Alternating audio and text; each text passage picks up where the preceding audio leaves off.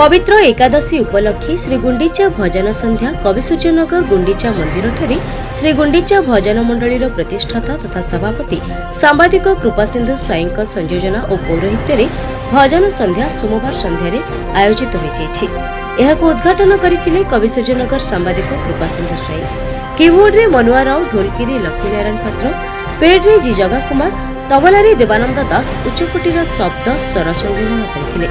कंठदान करथिले बब्रुवाहन जेना, शिशुगोपाल साहू, जितेन्द्र कुमार साहू, सनातन गौड़, अजय दास, विचित्र विषयी, अंबिका प्रधान, लिपि महांती, प्रभासिनी बारिक। विलंबित राति जाए भक्त श्रद्धालु भजनर ताले ताले विमोहित होई भक्ति रे मजी रहिथिले। शेषरे समस्त कलाकार को उपढौकन पुष्पगुच्छ दे संबर्धित करा जायतिला।